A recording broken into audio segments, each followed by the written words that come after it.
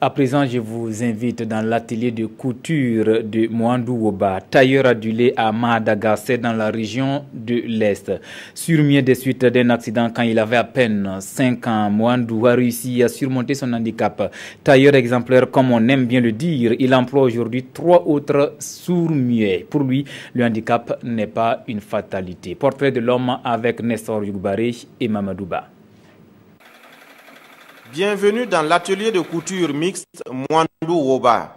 L'art vestimentaire n'a plus de secret pour ce sourd-muet qui souffre de cette déficience depuis l'âge de 5 ans à la suite d'un accident. Ils jouaient au ballon comme d'habitude.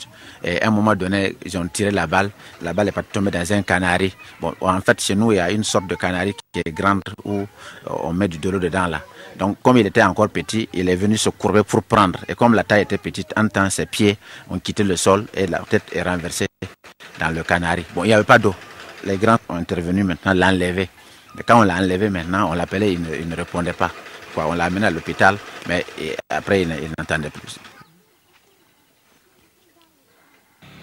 Après l'obtention du certificat d'études primaires au centre handicapé en avant de Mahadaga, Mwandou Woba se lance dans la couture pour faute de moyens financiers pour poursuivre ses études secondaires.